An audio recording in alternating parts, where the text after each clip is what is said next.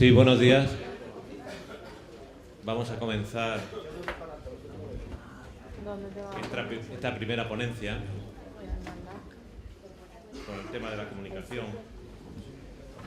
Yo creo que es un tema que al personal médico nos interesa mucho, sobre todo miembros de juntas directivas, como veo que estáis aquí todos vosotros, porque es un tema que nos hace el que en un momento dado podamos llegar más o menos a las personas a las que nos dirigimos, cómo hacerlo, cuáles son los problemas que tenemos. Y por eso fue uno de los temas que se eligieron para uno de estos talleres o ponencias satélites y que vamos a desarrollar a lo largo de estos 2 días de esta convención. Esperemos que sea una convención, esta cuarta, tan exitosa como las anteriores, estoy seguro que sí, porque cuando hemos elaborado el programa de las ponencias y de las mesas, hemos procurado tratar los temas más actuales que había dentro de la profesión médica, con la idea de que estas votaciones que luego se van a ir realizando sean el resultado de lo que opinamos, no solo los presidentes que nos juntamos aquí, sino todos los miembros de juntas directivas de los colegios. Pues es importante para nosotros conocer vuestra opinión. Muchas veces damos ideas de cosas que luego resulta que alguno de los miembros de la junta directiva dice, pues yo pienso de otra forma, y eso es la idea de esta cuarta convención, conocer vuestra opinión, votarlas, y se editará el libro con todas las respuestas, con todas las votaciones que se hace como las anteriores, y eso servirá de punto de partida para nosotros, los presidentes y la junta directiva de la Organización Médica Colegial. Sin nada más, en un primer lugar vamos a dar la palabra al moderador, Juan José Sánchez Luque. Lo conocéis, presidente de Málaga, persona muy activa dentro de esta organización. Y sin nada más, tiene la palabra José. Muchas gracias, Carlos. Buenos días. En primer lugar, agradecer a la organización la posibilidad que me brinda en representación del Colegio de Médicos de Málaga a moderar una mesa de enorme interés y enorme actualidad. Me acompañan en la mesa 2 ponentes de primer nivel, el doctor Rodrigo Gutiérrez Fernández, que viene de la Dirección General de Salud Pública, Drogodependencia y Consumo de la Consejería de Sanidad y Asuntos Sociales de Castilla-La Mancha. Probablemente si tuviéramos que tuitear el cargo de Rodrigo nos costaría trabajo que pudiera entrar en ese mensaje. Él es autor además del blog Régimen Sanitatis. Seguro que su ponencia tiene un magnífico nivel, igual que la de don Alipio Gutiérrez, presidente de la Asociación Nacional de Informadores Sanitarios. También tenemos en la otra mesa a la autora del Astras, que pueden ustedes tener a su disposición y que pueden dar lectura en el libro de comunicaciones de esta convención, la doctora Mónica Lalanda y mis 3 compañeros presidentes, la doctora Sonia López Arribas, presidenta del Colegio de Médicos de Madrid. También está el doctor Juan Antonio Repeto, presidente del Colegio de Médicos de Cádiz. Y por último, el doctor Ismael Sánchez, presidente del Colegio Oficial de Médicos de Teruel. Yo les animo a todos que tuiteen, que metan el desarrollo de esta mesa a través de las redes sociales, de Facebook también, y por supuesto que formulen las preguntas que consideren interesantes por escrito. Intentaremos dar respuesta al mayor número posible, pero como saben ustedes el tiempo es limitado y vamos a intentar ser muy estrictos en los horarios. Así que sin más preámbulo le vamos a dar la palabra al doctor Rodrigo Gutiérrez. Cuando quiera, Rodrigo.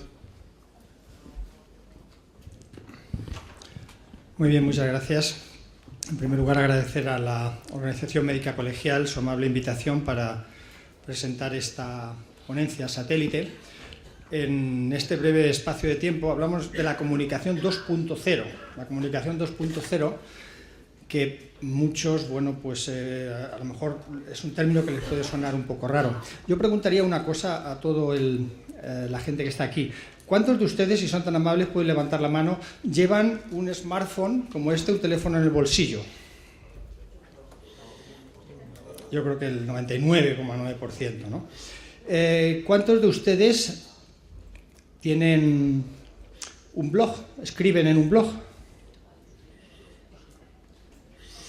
¿Cuántos de ustedes tienen una red social como Facebook o Twitter? número importante. ¿Han escrito alguno de ustedes un artículo en Wikipedia? Bien. ¿Suben fotos de las que hacen y comparten en Flickr, por ejemplo? Imagino que WhatsApp o correo electrónico, etcétera, otro tipo de herramientas, no propiamente herramientas 2.0, pues sí serán de uso. Bien, esto da una idea un poco de lo que es la penetración de la web 2.0 y lo que es la comunicación 2.0. Básicamente, la web 2.0, si tuviéramos que definirla, es la fase actual en que se encuentra, digamos, Internet, un proceso evolutivo que arranca desde hace mucho tiempo, desde los años 90. Bueno, Internet acaba de cumplir exactamente 25 años, en este año pasado, y sobre todo tiene una característica que es un fuerte componente social de compartir. El término web 2.0, que se atribuye a Tim O'Reilly, que es un ideólogo, un gurú de Internet, editor también, procede de un artículo que él escribió en el año 2004, y quiere decir la web 2.0 pues todos aquellos sitios web que facilitan sobre todo compartir información, colaborar, interoperar, un diseño centrado en el usuario, en el que participa en la red, y a diferencia de los contenidos de la web, digamos, anterior, la web 1.0, que eran estáticos y eran solamente de consumir, pero no poder interactuar con ella, ¿no? Estamos hablando aquí de comunidades virtuales, comunidades web, servicios web, redes sociales, vídeos como YouTube, por ejemplo, wikis, blogs, Smashup o folksonomías, ¿no? La web 2.0 incluso hay gente que llega a definirlo como una actitud, más que como un uso de tecnología, ¿no? Lo que hay que hacer es, digamos, fomentar, permitir la participación a través de las aplicaciones. Las ideas claves serían las de apertura, compromiso, implicación, interactividad, creación, publicación, colaboración y la idea de compartir sobre todo. Este es un mapa de la web 2.0 donde, como ven, bueno, pues aparecen ahí, si se habla de la inteligencia colectiva, de participación, de contenidos generados por el usuario, de reputación y confianza, una idea muy importante también, digamos, de la marca personal, etcétera, ¿no? Wikipedia, por ejemplo, es un ejemplo de lo que se llama la sabiduría de las multitudes, o la inteligencia colectiva, que en estos momentos pues tiene casi 9,5 millones de artículos en unos 250 idiomas y donde, por ejemplo, el otro día el New York Times lo decía en su blog, en un blog muy conocido que se llama Salud con Cosas, Miguel Ángel Máñez, enlazaba un artículo en New York Times que decía que se había convertido en el lugar más visitado y fiable para la reciente crisis del ébola, para obtener información, por encima incluso de la página oficial de la Organización Mundial de la Salud y del CDC, del Centro para el Control de Enfermedades de Atlanta, ¿no? Estas serían las tres ideas de la web 2.0, información, conversación y tecnología. Ligado a esto habría que hablar un poco de la e-salud o la e-health, lo que algunos llaman e-health, ¿no? Que sería un campo emergente en la intersección entre estos campos. Informática médica, salud pública, empresas, y se refiere fundamentalmente a los servicios sanitarios y a la información que se puede facilitar a través de Internet y de las tecnologías o herramientas relacionadas. Igual que la web 2.0, pues también se habla de una manera de pensar, de una actitud, de un compromiso para pensar conjuntamente, pensar en red, etcétera, ¿no? Y la idea de medicina 2.0, pues que sería el uso conjunto y concreto de herramientas de la web por parte de todos los agentes implicados en la atención sanitaria, médicos, enfermeras, pacientes, investigadores, y aplicarían esos principios de la web 2.0, del código abierto, generación de contenidos por parte de los propios usuarios y el poder de las redes para la difusión y para personalizar la asistencia y llevar a cabo pues la educación sanitaria, la promoción sanitaria, etcétera, ¿no? Una clasificación muy breve de lo que serían las tecnologías de la web 2.0 aplicadas al ámbito de la salud. Podríamos encontrar todas estas, ¿no? Comunidades de pacientes para pacientes, interactuando entre sí, comunidades de profesionales para profesionales, fuentes de información sobre salud, redes de salud, utilidades o herramientas para pacientes, lo mismo para los profesionales, transferencia de información, establecimiento de rankings, provisión online de servicios de salud, etcétera, ¿no? 4 titulares. Primero, información no es comunicación. Segundo, la relación médico-paciente no es solo información. Tercero, la tecnología puede ayudar. Y 4, la tecnología tampoco lo es todo, como bien podemos saber. La primera, información no es comunicación. Fíjese en esta viñeta que me facilitó una paciente del Grupo Español de Pacientes con Cáncer, concretamente de la AEAL, la Asociación Española de Enfermos con Linfoma. En la viñeta, como ven, hay un profesional médico que le dice al paciente, pues como ya sabrá, su linfoma folicular de manto debe ser tratado con quimioterapia en principio y un anticuerpo monoclonal. Después le haremos una tomografía de positrones para evaluar resultados, pero por supuesto antes en el quirófano le colocaremos un catéter Quinton en la subclavia para proceder a una aféresis de células progenitoras de sangre periférica, pero solo por si fuese necesario. ¿Alguna pregunta? Claro, la cara que tiene el paciente es absolutamente, le ha dado toda la información del mundo, pero no ha entendido absolutamente nada, ¿no? Quiero que vean estos dos ejemplos de cómo es la transmisión del conocimiento y del saber médico, digamos, en la medicina del siglo XX, cómo era hasta hace unos años.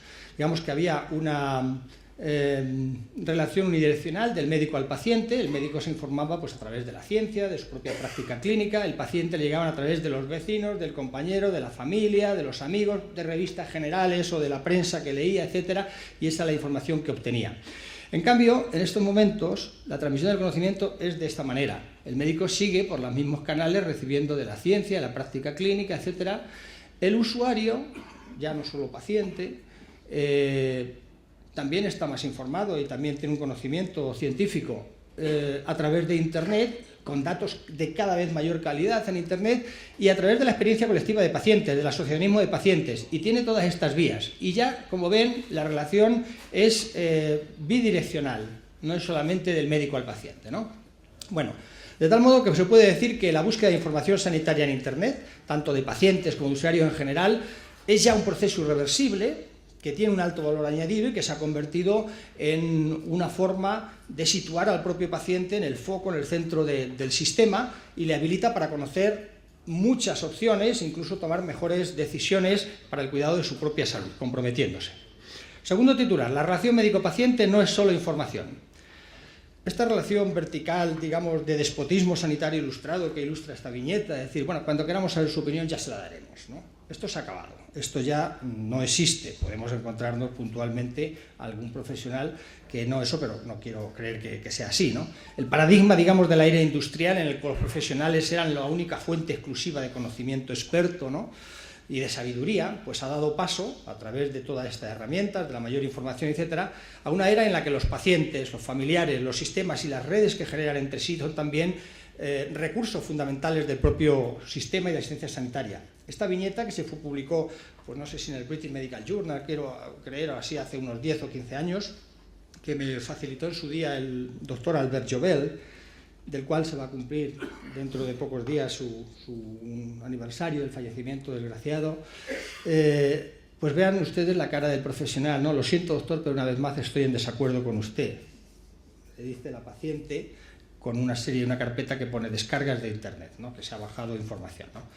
Bueno, pues también de todas formas puede ocurrir esto, ¿no? También dice, he comprobado mi sintomatología en Internet y estoy preocupado, debería estar muerto. A veces el paciente lo que necesita es consejo, ayuda, apoyo, orientación para saber navegar por donde podría encontrar información adecuada. La tecnología puede ayudar. Fíjense, 62% de las personas mayores de 10 años han accedido a Internet durante la última semana. 6 de cada 10 personas mayores de 10 años, de los que vemos todos los días en las consultas, en los servicios, en los hospitales, en los centros de salud. ¿Y qué usos dan a Internet? Pues miren, el 30% leen blogs o foros, el 52%, más de la mitad, usan redes sociales y buscan información en Internet un 80%, 8 de cada 10.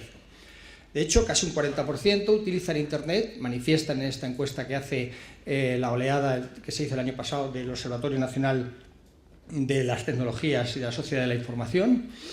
Casi el 40%, como digo, utilizaron Internet para temas relacionados con la salud en el último año.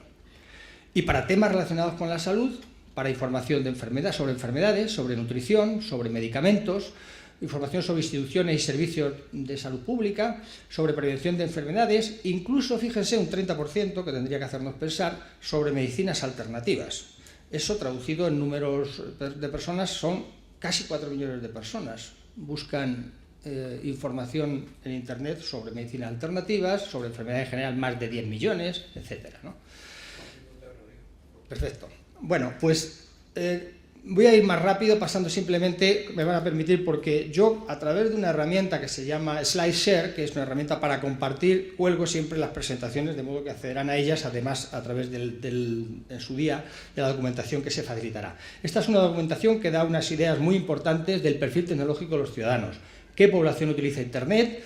¿Para qué? Como, sobre todo, mujeres entre 25 y 49 años. Ellos piensan, un 72%, que sería bueno que el propio profesional sanitario recomendase recursos en Internet, incluso que tuviera o gestionase un blog o una página con consejos de salud para ponerse en contacto con ellos. Y el correo electrónico entre pacientes y profesionales es poco frecuente, solamente un 22%, y un 20% solo de los médicos afirman que prescriben webs a sus pacientes, ¿no? Las redes sociales utilizadas, pues en un 72% Wikipedia, que como digo es la fuente más fiable, Facebook en un 30%, YouTube, Twitter, etcétera, ¿no? Google suele ser la primera fuente de búsqueda, pero hay que saber encontrar las que son correctas de una búsqueda de Google. Primero, personas de confiadas, amigos, vecinos, otros pacientes, un profesional sanitario de confianza y, sobre todo, pues intentar prescribir enlaces, links, vínculos y repositorios institucionales de centros que sean fáciles de encontrar y fiables, ¿no? Algunas barreras, precisamente, es no saber si es fiable. En Internet está todo, pero está lo bueno y está lo malo, ¿no? Bien, algo importante, hay un 30% de profesionales sanitarios, de médicos, que creen que Internet complica su relación con los pacientes y que mina su credibilidad. Esto es algo que deberíamos cambiar también, ¿no? Porque los pacientes, ¿qué quieren? Bueno, pues en el futuro los pacientes quieren autorresponsabilizarse también cada vez más de su salud. Hay lo que se llama los pacientes expertos. Fíjense que le dice la paciente al médico, dice, usted tiene que aprender y conocer miles de enfermedades, pero yo solo tengo que fijarme en una, que es la mía, la que me preocupe. De manera que, ¿quién es el experto? Los pacientes crónicos, sobre todo. Las redes sociales, vean aquí, para usos, para compartir, para discutir, redes de microblog, para compartir y para juegos sociales, etc. Y unas cifras. El uso de redes sociales por parte de los hospitales europeos ha aumentado considerablemente, especialmente YouTube, Facebook y LinkedIn. En España, estas son las cifras del otro día. De 789 totales de hospitales, 97 tienen una cuenta en Twitter, 83 están en Wikipedia, 438 con una página web del propio hospital, 60 tienen un canal de YouTube, 93 en Facebook y otras en Flickr, Vimeo, etcétera, que están aquí. Este es Observatix, que es una página web de observatorio de las tecnologías de información en salud, ¿no? Y bueno, simplemente una pasada, vean ustedes páginas de redes sociales relacionadas con la salud entre pacientes incluso. ¿Saben ustedes qué es esto?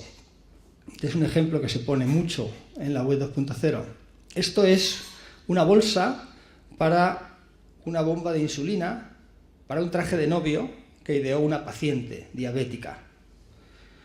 Y esto lo compartió en un foro de discusión y bueno, se hizo famosísimo. Bueno, y lo ponemos como ejemplo de lo que puede ser la sabiduría de los pacientes y el compartir información colectiva. Patients Like Me, que son pacientes que ayudan a pacientes de las mismas enfermedades, sobre cáncer.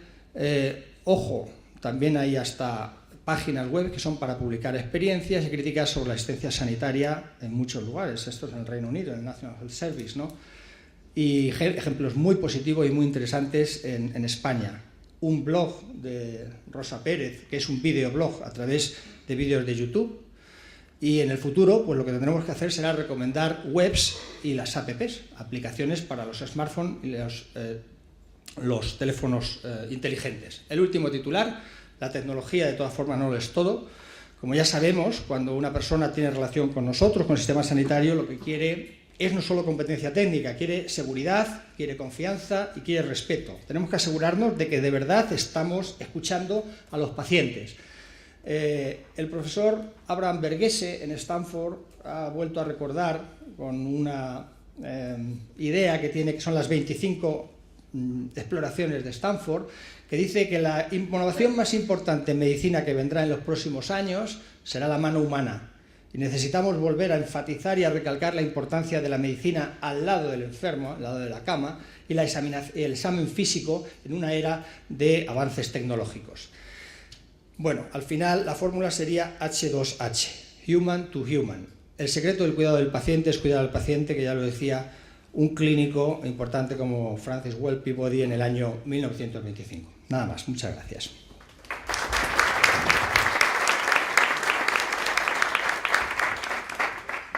Muchas gracias al doctor Rodrigo Gutiérrez, y tiene la palabra don Alipio Gutiérrez, presidente de la Asociación Nacional de Informadores Sanitarios. Les recuerdo además que pueden formular sus preguntas, que nuestra azafata la irá recogiendo. Muchas gracias.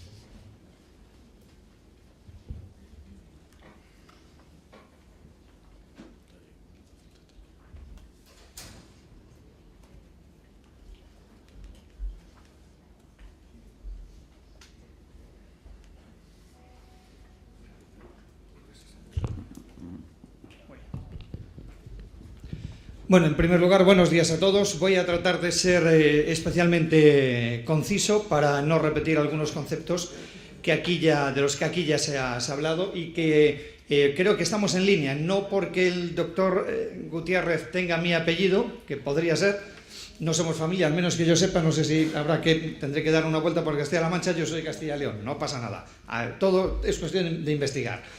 Pero bueno, al margen de eso, coincidimos en buena parte de lo que aquí ya se ha contado. Yo creo que estamos ante un nuevo concepto de entender incluso los medios de comunicación y saber que los profesionales también de la salud, en vuestro caso, si me permitís que os tutee, los médicos, también debéis saber que una parte de vuestra función, que era comunicar con el paciente, con los familiares, con las sociedades científicas, con el mundo de la investigación y de la ciencia, era una parte que estaba, o que ha estado y sigue estando, por desgracia, durante mucho tiempo olvidada en los estudios de pregrado y de posgrado, que son las habilidades de comunicación.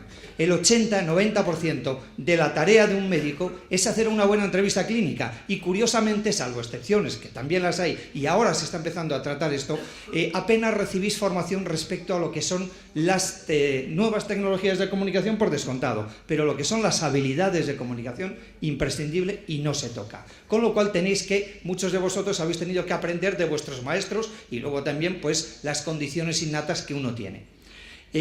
Eso está cambiando, y lo que está haciendo la utilización de las nuevas tecnologías de las que aquí hablamos, esto de la comunicación 2.0, básicamente es conocer primero cuáles son nuestras habilidades de comunicación para poder utilizar o implementar las nuevas tecnologías para ayudar a que esa comunicación sea más eficaz, más efectiva, más creíble, y estar acorde con los tiempos y también con las necesidades que nos van marcando, que nos vienen marcando a todos los ciudadanos en la comunicación y también en la salud. Yo he querido centrarme en esta charla, pues como hablábamos de 2.0, digo, bueno, vamos a hacer alguna recomendación muy concreta. Tengo que decir que parte de mi intervención no la voy a expresar aquí de viva voz. Espero que no os moleste. Lo tengo aquí grabado y es parte de la ponencia.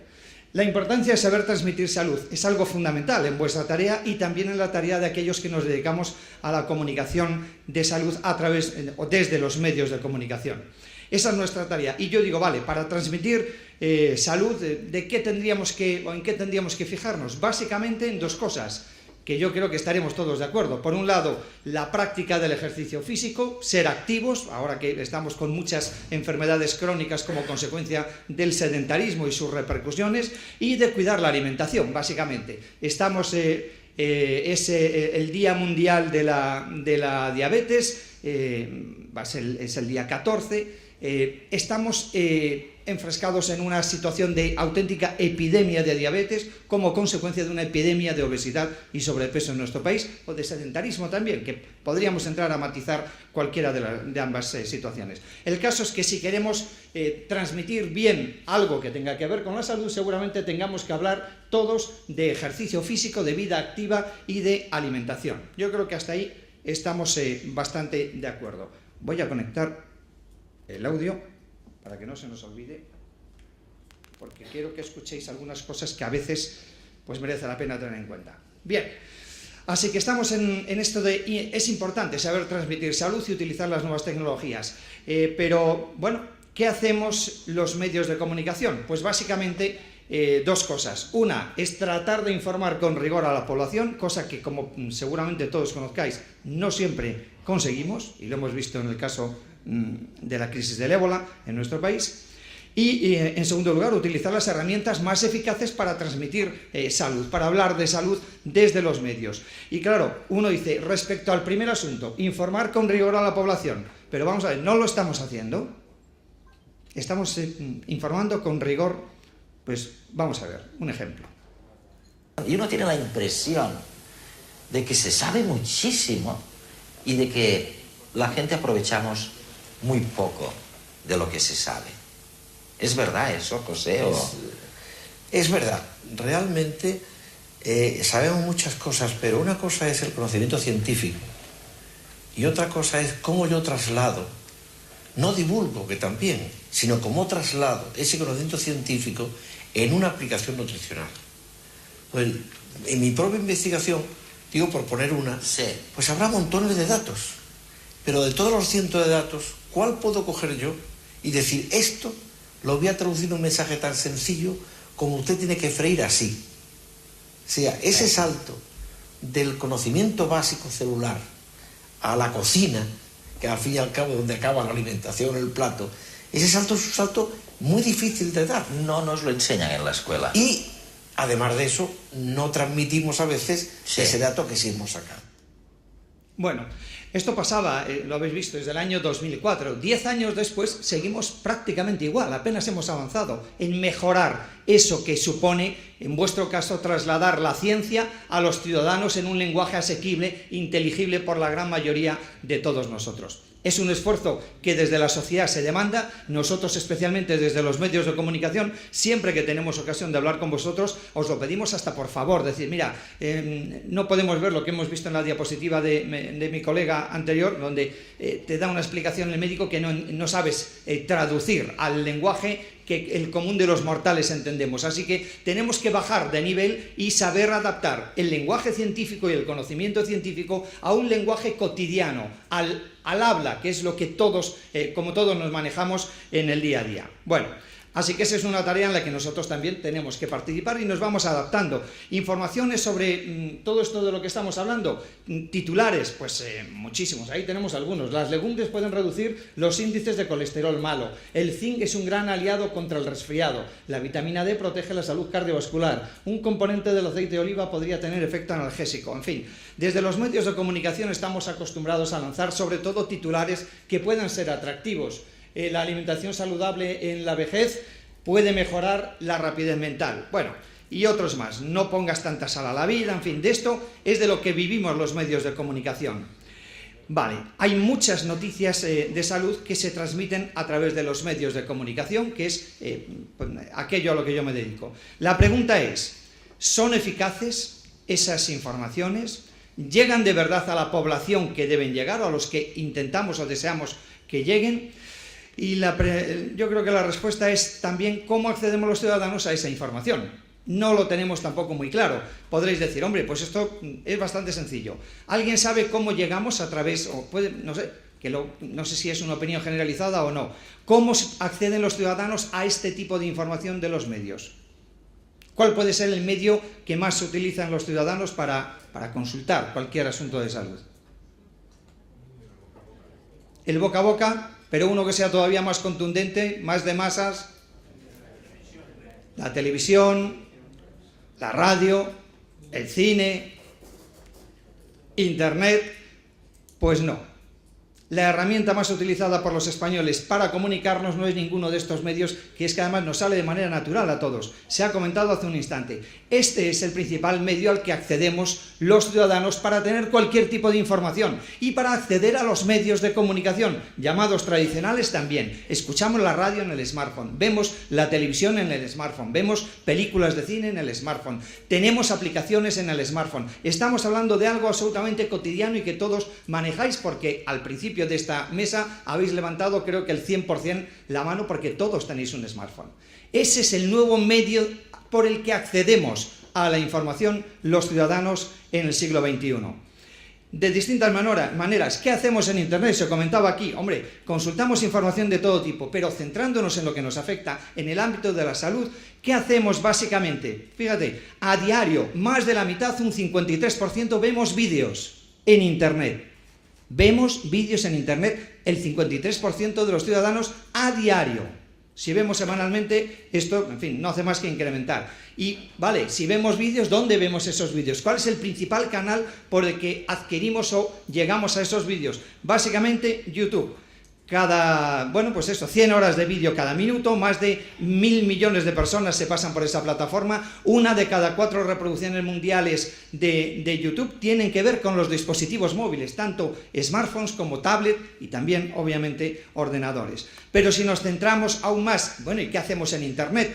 Algo se ha comentado aquí, el 80% de las consultas de salud las hacemos en Internet y luego un 77% en la consulta del médico. Y el 46% en la farmacia, el 13% medios de comunicación, la enfermería el 7%, asociaciones 4% y también a veces a través de la publicidad. Bien, más cosas. ¿Cuáles son los principales motivos que nos llevan a consultar o buscar información de salud en Internet? Curioso, el 82% resulta que es porque queremos obtener información ampliada. Esto debería hacernos pensar, sobre todo en el ámbito en el que estamos profesionalmente, también a vosotros, porque la gran mayoría lo que quiere es buscar información que seguramente no haya obtenido en la consulta médica, cuando ha acudido a la consulta y se le hayan podido dar algún tipo de información. La consulta se hace antes y después, de manera que antes de ir a la consulta yo veo, a ver, mis síntomas, si puedo entender o puedo saber de qué va esta historia. Y después de haber ido a la consulta del médico, vuelvo para ver si el tratamiento que me ha establecido, si las pruebas diagnósticas, en fin, están en consonancia con lo que se mueve en el día a día.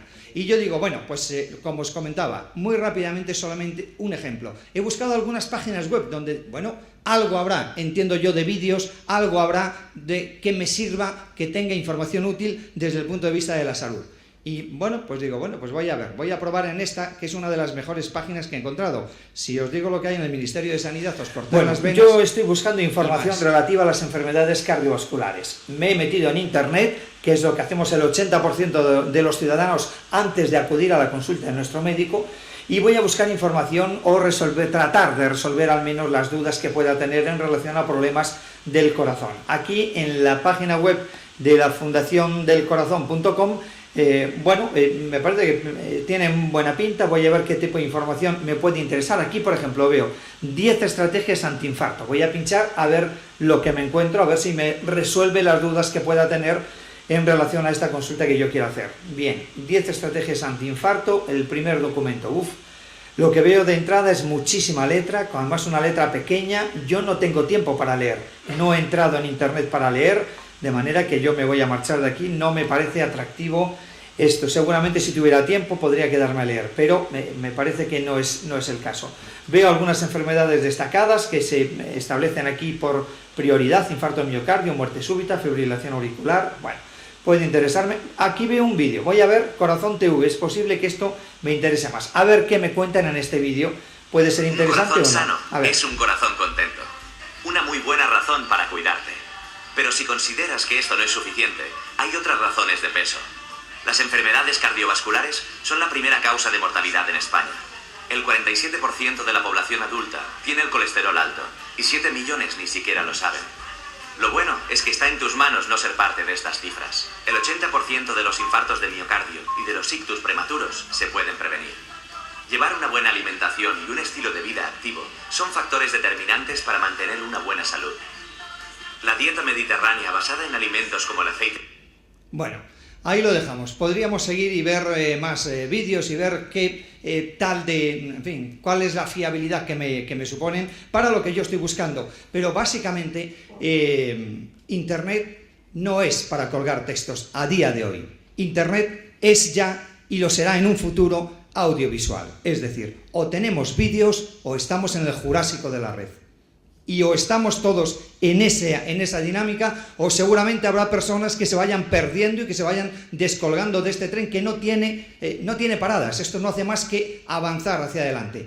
De manera que en este foro en el que estamos, yo que os recomiendo, ya se ha dicho aquí, no solamente prescribir páginas web seguras desde el punto de vista de la información de salud, que pueden ser del hospital de referencia, de vuestro hospital donde trabajéis, del centro de salud, de la consejería de sanidad que corresponda, de la sociedad científica X, aunque ahí hay un trabajo por hacer inmenso que todavía no se ha, en muchos casos, ni empezado siquiera, y en algunos, que es peor, ni siquiera vislumbrar que hay que estar en esa historia y hay que dar información asequible a los ciudadanos, con información para los profesionales y también para los ciudadanos desde las sociedades científicas que tienen una obligación de comunicación de la ciencia para con el resto de los ciudadanos. Seguro. Bueno, así que no solamente sitios seguros, sino también prescribir vídeos y aplicaciones. Esto es algo que creo que en fin, no tiene demasiada contestación.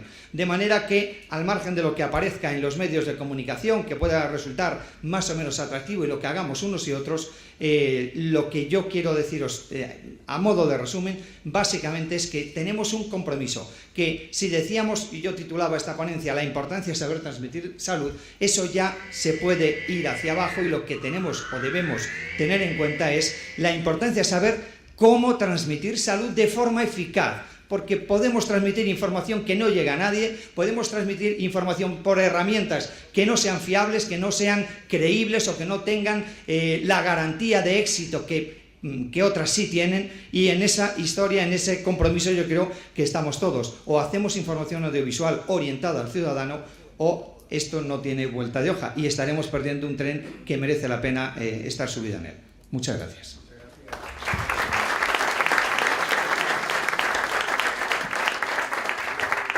Les ruego vayan ultimando las preguntas que deseen formular, y nuestra azafata, que la veo por allí al fondo, les ruego vaya pasando para ir recogiendo las preguntas que quieran ustedes realizar. Comenzamos con las preguntas de la mesa. Doctora Sonia López Arriba, cuando quiera, por favor.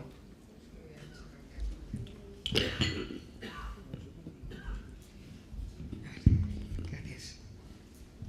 Buenos días a todos. La pregunta que quería formular es la siguiente. Con el desarrollo de la web 2.0, los usuarios pueden interactuar entre sí y generar contenido sin intervención ni filtro por parte de un webmaster.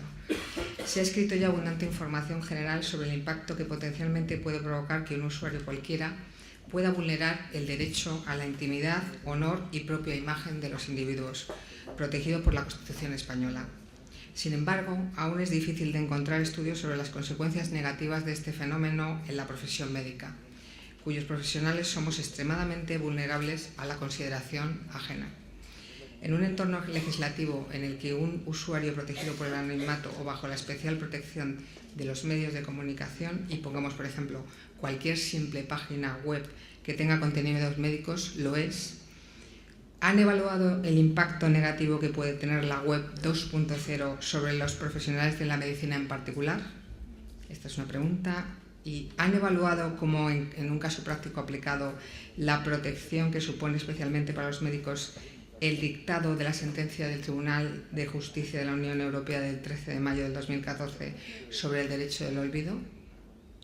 Esa sentencia no debería motivar modificaciones legales y de los servicios que ofertan las compañías aseguradoras a los médicos en su seguro de responsabilidad civil profesional. Muchas gracias.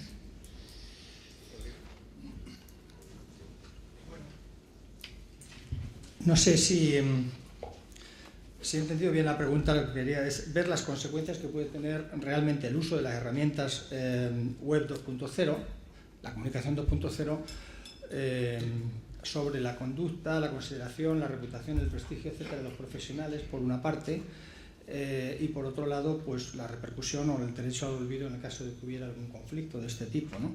Bueno, como decía aquel periodista, ¿no? Me alegro que me haga esa pregunta, ¿no? Porque tenemos hoy aquí, se ha presentado, lo tienen ustedes aquí delante, y si no están en las mesas, una de las ideas que se ha promovido desde la Organización Médica Colegial, que es un manual de estilo para médicos y estudiantes de medicina, manual de estilo de uso, de buen uso de las redes sociales. Esta es una iniciativa que es la primera que se ha hecho en España, se había hecho en algunos otros países, porque efectivamente, a ver, si uno se presenta como médico en las redes sociales y hace uso de estas herramientas como médico, como profesional sanitario, tiene que actuar como en la vida real, es decir, sometido no solo a la legislación, sino a principios éticos que están por encima de la legislación, ¿no? La legislación es la ética de mínimos. Por tanto, tiene que estar también sometido a los principios del código deontológico. Y hay que respetar los principios de no maleficencia, beneficencia, autonomía, equidad, justicia, etc. Por tanto, todo eso hay que tenerlo en cuenta. Y bueno, en cualquier caso, si se vulneran, pues podría ser objeto de la correspondiente denuncia, sanción, etc., ¿no? Y por otro lado, bueno, pues en esto, nos guste o no, tenemos que estar. Quiero decir, la sociedad va por ahí, las herramientas van muchas veces por delante de nosotros y por mucho que lo queramos impedir, los pacientes, cada vez más informados, van a seguir actuando, pues como el ejemplo que he puesto, ¿no? Transmitiéndose ideas, hablando de la reputación o del prestigio, recomendando a los médicos o cuál le parece un buen médico, etcétera y tal. Y siempre que no incurran en comportamientos, digamos, sancionables o punibles penalmente, pues habría que valorar caso a caso. Muy complicado. Yo les recomiendo, de cualquier manera, que tengan en cuenta este manual para todos los que quieran hacer uso de las redes sociales y de las herramientas digitales. Muchas gracias. La doctora Mónica Lalanda, miembro de la Comisión de Deontología del Colegio de Médicos de Segovia. Muy brevemente, Mónica, por favor. Bueno, buenos días a todos y gracias por haber elegido esta mesa esta mañana. Volvemos al tema de confidencialidad, es un tema que venimos tratando. Rodrigo ha sido parte del grupo en el que hemos trabajado para crear esta guía. Una de las cosas que hemos hecho durante el año que nos ha llevado confeccionarla ha sido estar un poco de observadores de lo que pasaba en redes sociales por parte de médicos españoles y cómo interactuamos con los pacientes, porque los pacientes ineludiblemente cuando ven un médico, no los pacientes, la sociedad, me duele la espalda, tengo aquí un grano, eso lo vemos en la puerta del colegio, en la cola del supermercado, eso es parte de cómo funcionamos. Entonces esto pasa en redes sociales, en cuanto te ven que te presentas como médico te preguntan.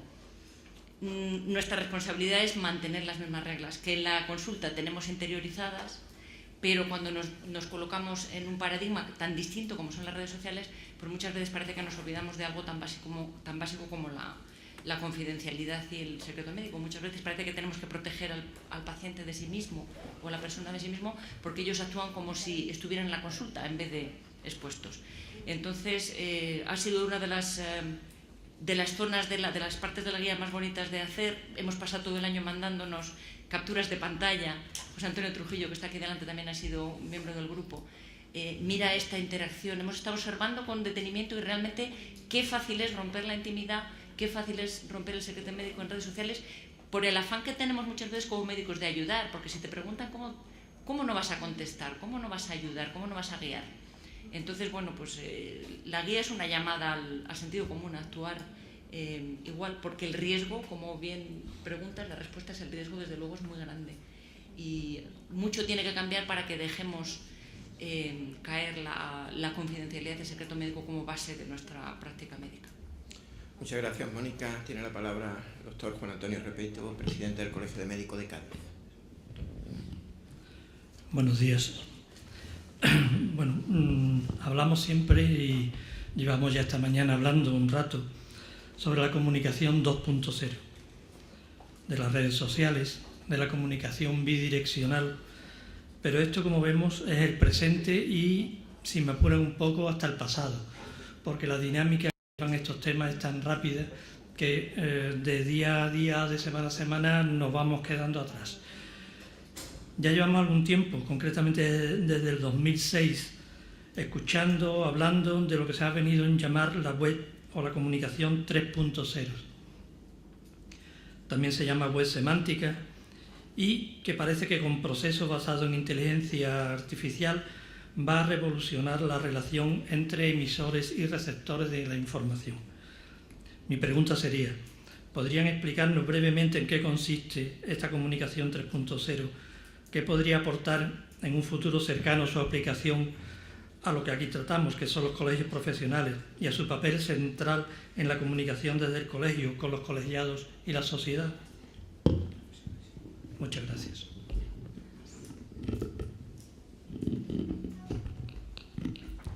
Bueno, yo no creo, aparte de la web 3.0, a veces hay que decir que los árboles no deben impedirnos ver el bosque, ¿no? Yo tenía otra diapositiva por ahí, donde salía una foto de una torre de Babel dibujada por Peter Bruegel el Viejo, preciosa, donde a veces, pues en la confusión de términos que hay, la web 3.0 efectivamente se denomina, no deja de ser un término más, a esa fase evolutiva donde habrá una mayor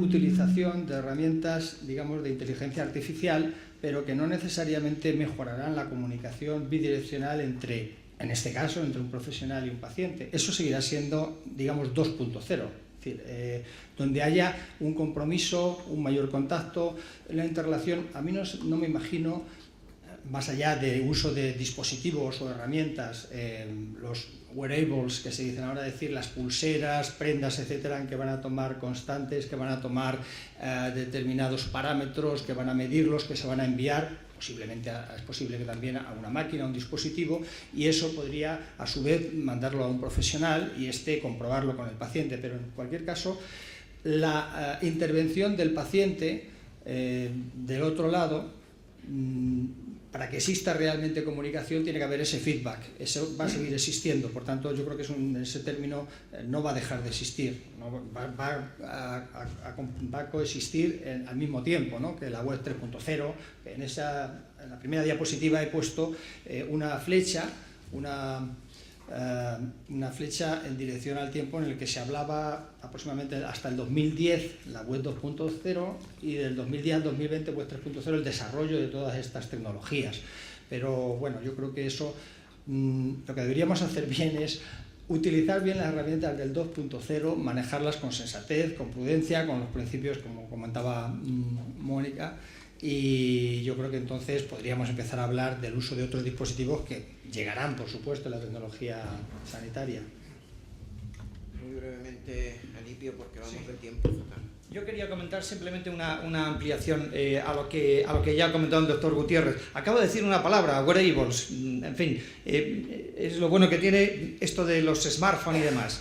Ya os anuncio, el próximo martes, día 18 a las 10:30, se va a celebrar aquí en Madrid primer Congreso Nacional de Wearables y Big Data en Salud, en la Escuela Universitaria de Diseño, Innovación y Tecnología de Madrid.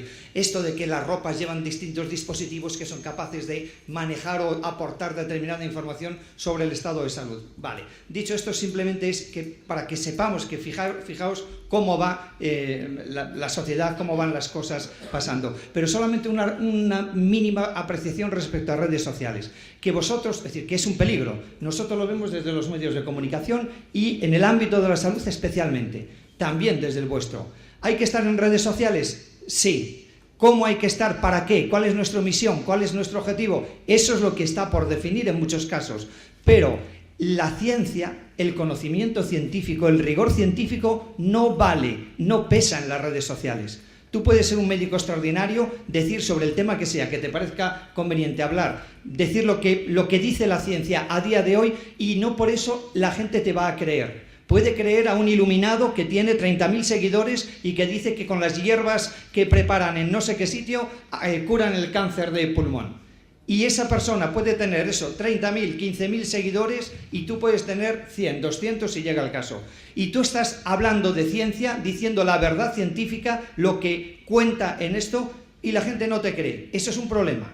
Y hay que saber, por tanto, que esa vara de medir es distinto. No es lo mismo que vosotros trabajéis en un congreso y hagáis una ponencia, una explicación sobre el tema que sea, a que hagáis eso mismo en redes sociales. En el mundo de la ciencia la gente os creerá si tenéis datos que contrastan lo que decís. Y hay ensayos que así lo corroboran. En las redes sociales eso no pasa. De manera que tenéis que ganar esas habilidades de comunicación de las que yo hablaba para ser capaces de ir ganando peso en las redes sociales y tener seguidores que crean aquello que tú estás contando.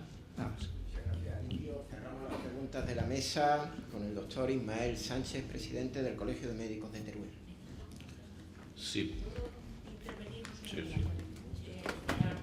Para hacer un comentario rapidísimo, Alipio, y decir que no estoy de acuerdo porque está demostrado y además publicado, el Diario Médico lo he leído, no sé exactamente quién lo hizo, que lo que tuitea un médico siempre tiene mucha más credibilidad que lo que tuitea cualquier otra persona. Eso por un lado. Y por otro lado, ahí está también la responsabilidad como médicos para interceptar la información que nos parezca que no es segura. Y de hecho, eso es otra de las cosas que recomendamos, que es hacer un poco como de vigilantes de la playa, de lo que está pasando.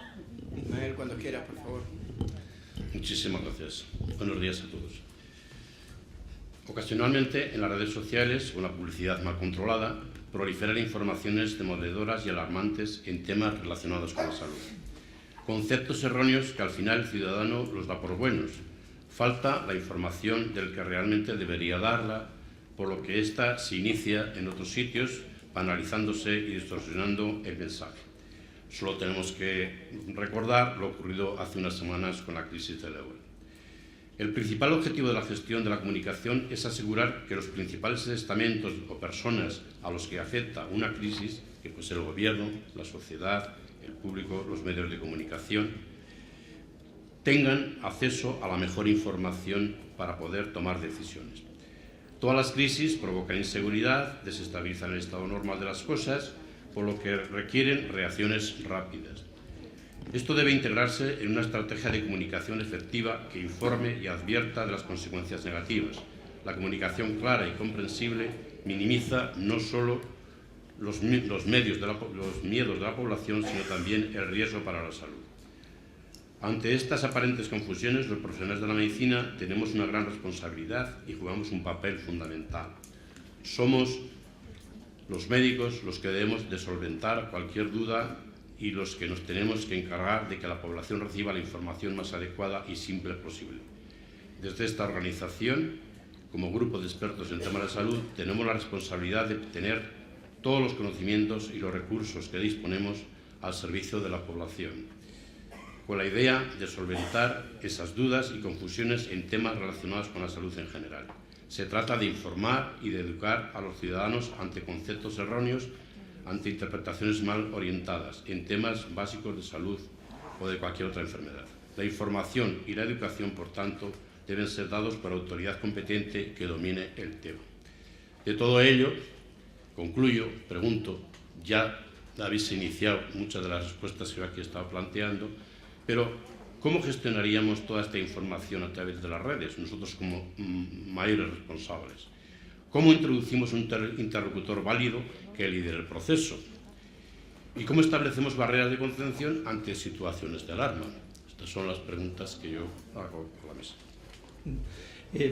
Yo voy a tratar de ser muy rápido, muy breve. A las preguntas que nos hace, a las tres, básicamente, trabajando desde las organizaciones, desde las instituciones, desde la OMC, por ejemplo, desde los colegios provinciales, desde las sociedades científicas, trabajando en mejorar las habilidades de comunicación que muchas veces los profesionales, como he dicho antes, estáis huérfanos de ellas.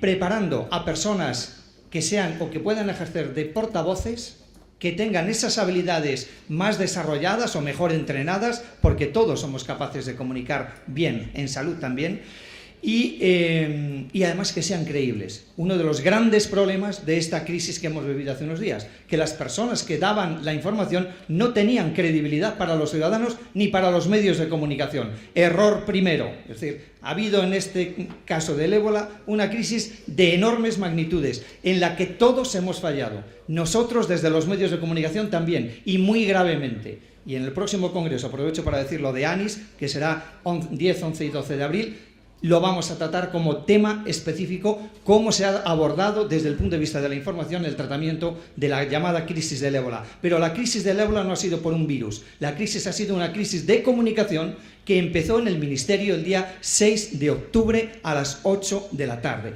Ahí empezó la crisis de credibilidad. Después las cosas han ido mejorando algo. Tampoco ha ayudado mucho el consejero de Madrid, cierto es. Y cuando hablamos de ética y de preservar los valores y todo lo que tiene que ver con el ámbito deontológico, a lo mejor alguno debería revisar determinadas conductas y determinadas afirmaciones que vulneran el derecho, la deontología profesional. Ahí estamos todos, los profesionales sanitarios y nosotros también, porque hemos visto cómo se han vulnerado derechos de los ciudadanos. Uno inalienable, que es el derecho a la intimidad, al honor y a la propia imagen, que además está por encima del valor del derecho a la información.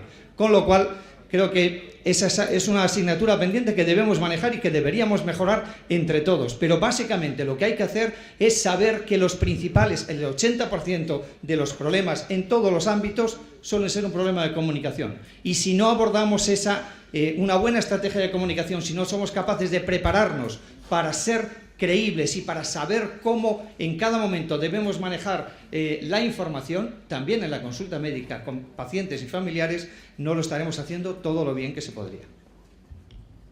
Muy bien, gracias Alipio. Vamos, como decía, muy mal de tiempo. Ha habido dos preguntas.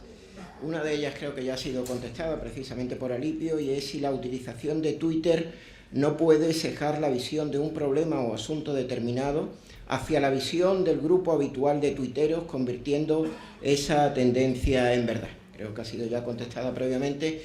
Y otra pregunta que me formula el doctor José Antonio Trujillo, colegiado de Málaga, que me la lanza a mí directamente, y es acerca del papel que tenemos que hacer los colegios de médicos. Yo creo que tenemos que predicar con el ejemplo, no solo a nivel de los departamentos de comunicación, sino también a través de los miembros de la junta directiva de los colegios, y ayudando a aquellos colegiados que pueden ver todo este mundo con ese miedo escénico que decía Jorge Valdano, intentando acercárselo a través de la formación. Muy bien, pues muchas gracias, y vamos a cerrar esta mesa, y lo hacemos con las preguntas que también constan en el libro del Congreso y que vamos a ir formulando. Tienen unos mandos en la mesa para ir contestando, y ruego al equipo técnico que pase la primera de las preguntas para su respuesta. El examen es fácil, ¿eh? Vamos a empezar con la primera. ¿La salud online es un buen complemento a la relación tradicional entre el paciente y el médico y una herramienta para mejorar la información que se da a los pacientes? A, totalmente de acuerdo. B, de acuerdo. C, en desacuerdo. D, totalmente en desacuerdo. Y E, no sabe, no contesta. No van. 1, 2, 3, 4, 5.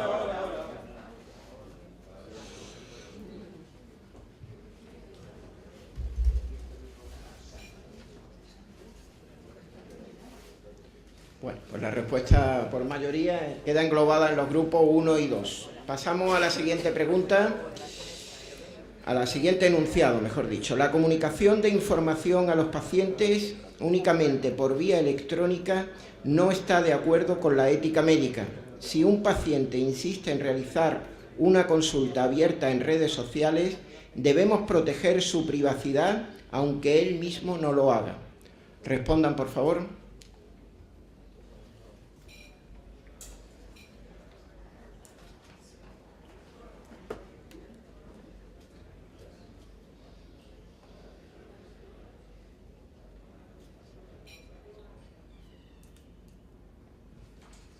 Evidentemente también queda entre los grupos A y B como respuesta, 1 y 2 como respuestas mayoritarias. Pasamos a la tercera pregunta.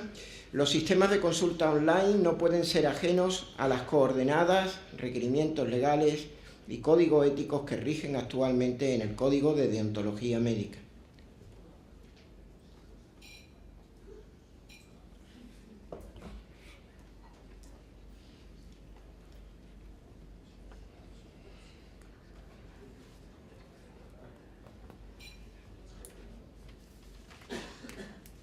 Totalmente de acuerdo, de forma mayoritaria. Ya les decía que las preguntas iban a tener una respuesta contundente.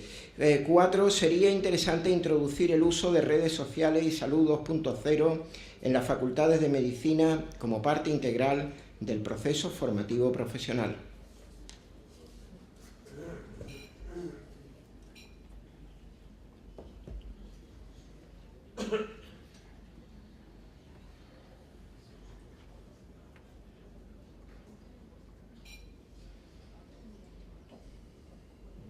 También quedaría entre la respuesta 1 y 2. Vamos terminando, 2 últimas preguntas. La quinta, la sociedad avanza ineludiblemente hacia la falta total de privacidad en todos los aspectos. A pesar de esto, los médicos debemos seguir manteniendo la confidencialidad y el secreto médico como las bases de la medicina moderna.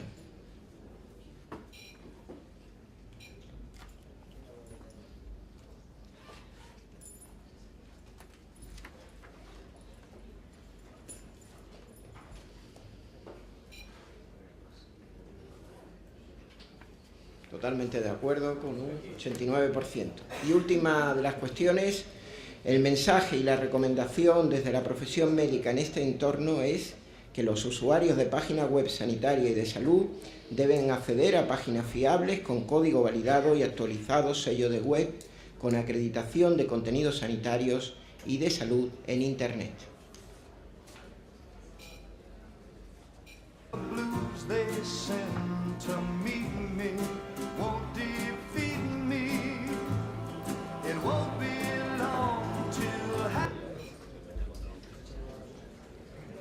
...92% y además con fondo musical. Muchas gracias a los ponentes, muchas gracias a todos ustedes y damos por cerrada la mesa. La carrera, qué barbaridad, coño.